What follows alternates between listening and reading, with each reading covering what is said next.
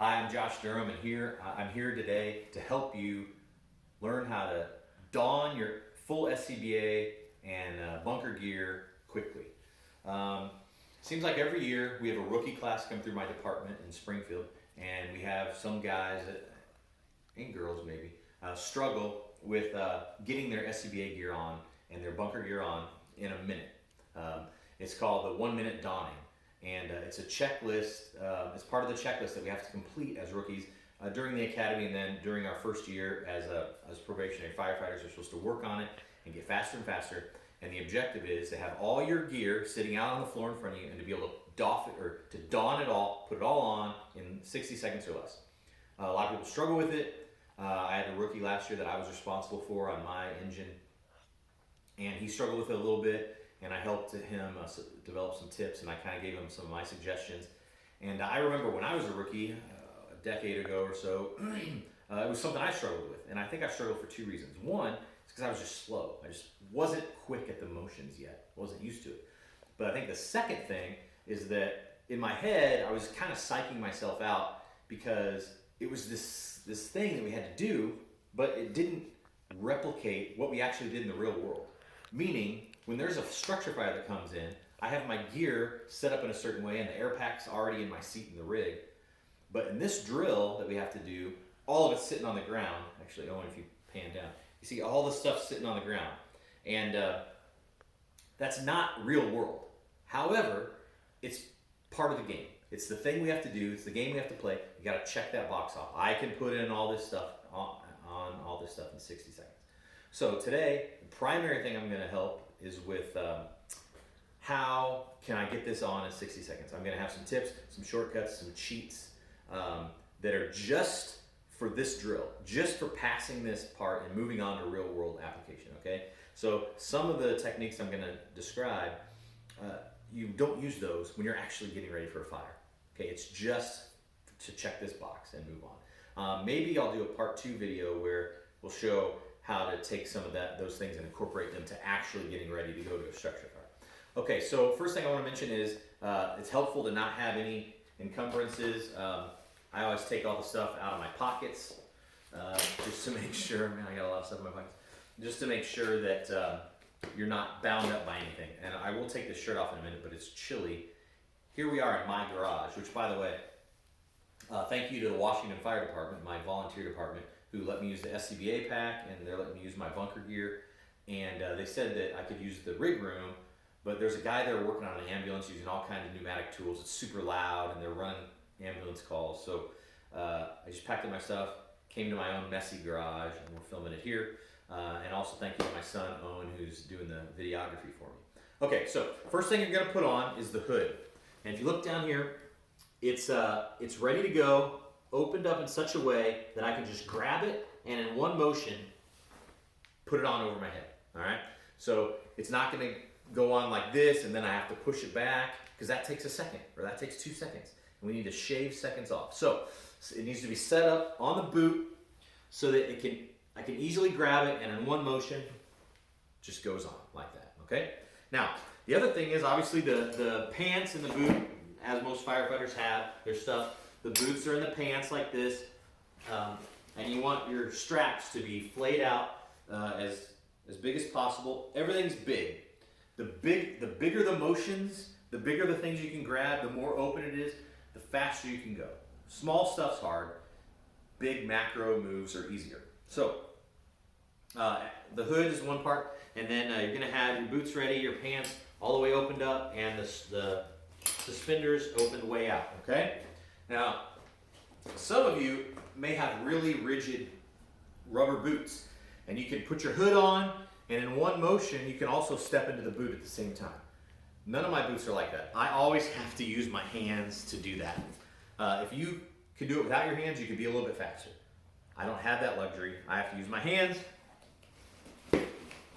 Also, it could help if you need to. You could put your boots like next to a wall or something when you're being timed, because it might help you kind of lean on something, okay? Now, once you're in your boots, since your straps are flayed out, it should be easy to just grab the straps and pull them up.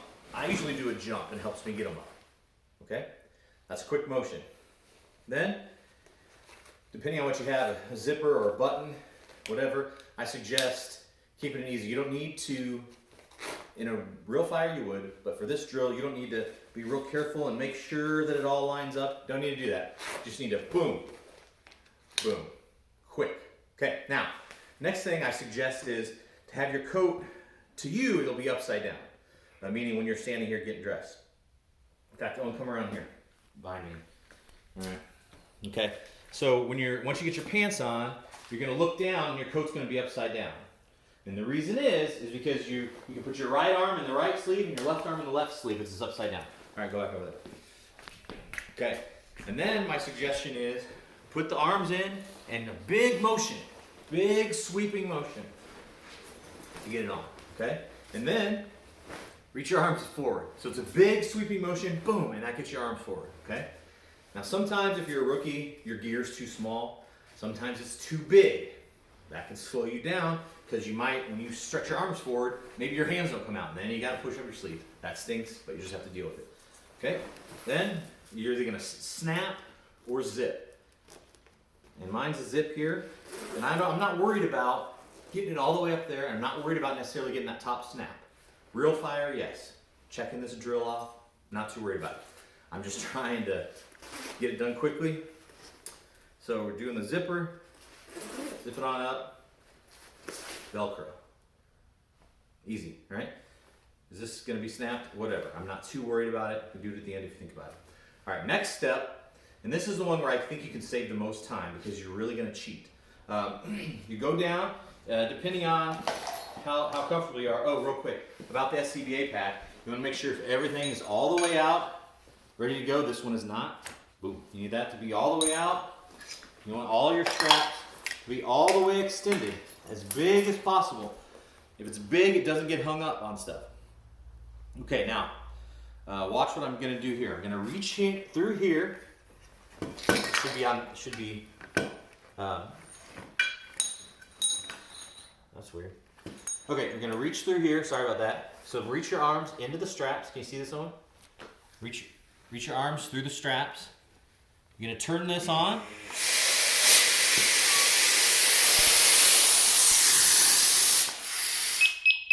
Somebody did not have that air pack ready. All right, so here we go. Reach your arms through the straps, turn that on, just a couple turns, enough to turn on the pass device.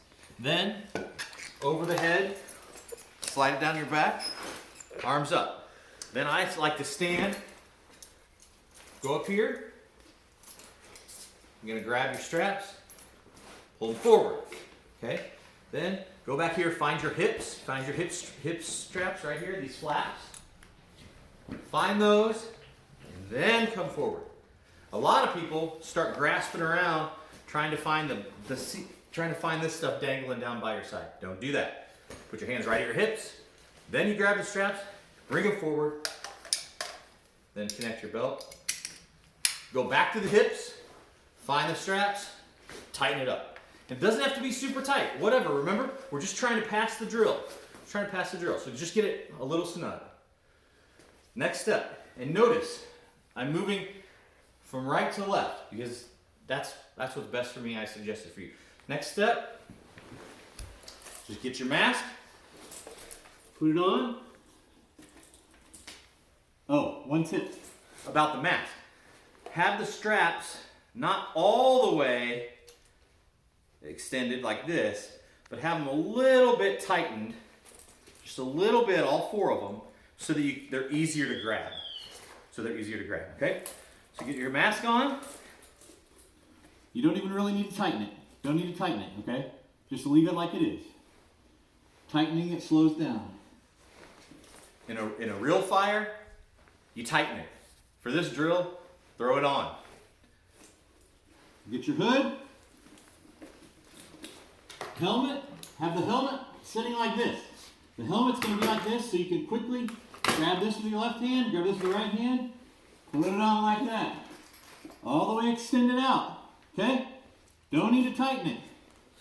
Next step, I'm going to go on air. Next step, get your gloves on. And when you're done, done. Now look, I don't even have my fingers in the glove hole. Okay? Okay. Let me just say a couple of things about those last 2 steps. Last 2 or 3 steps. Like I said, have the mask a little bit tightened so that it's easy to grab if you want to tighten it a little bit more, but also so that it's already going to kind of fit. So if you want, you could do this.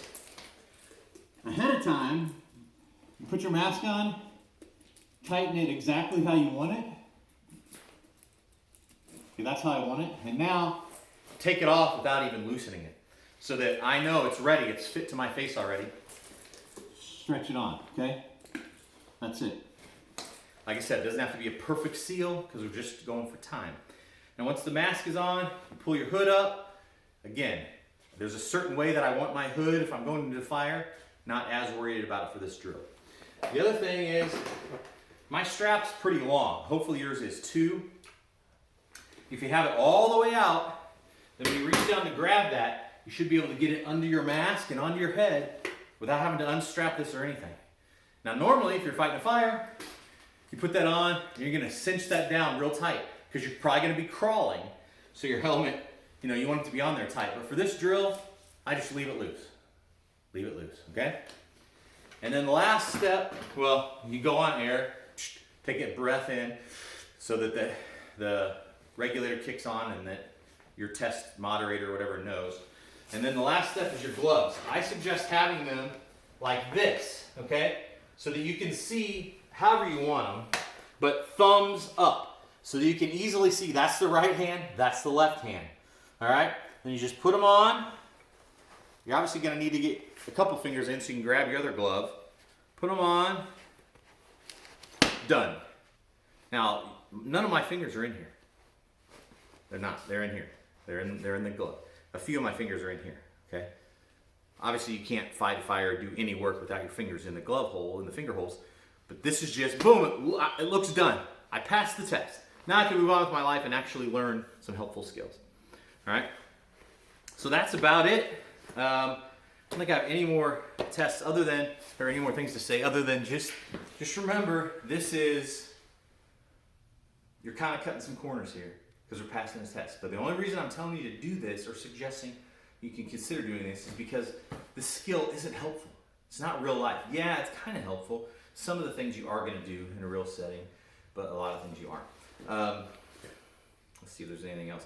Now, let's say that you have an officer, a captain, a training chief or something that is a stickler, and they are going to want every little thing. They want this strapped all the way up. They want your mask cinched all the way tight. They want all your fingers in the gloves. They want your air pack on all the way. Well, you're not going to be able to use some of my corner cutting tips, but you still can apply the other things. You can still have the hood totally ready to go on in one motion. You can still have your suspenders flayed all the way out. You can still have your coat upside down and opened up wide. You can still have your air pack upside down with all the straps out. I think that's about it. The only thing I would say in addition to that is get this down to whatever level you need to do to pass your rookie class. But then, once you get that mastered, I would say spend most of your time practicing putting this stuff on as you would before an actual fire. And I'm hoping to maybe make another video about that. But if not, just thanks for listening, and I hope it was helpful for you.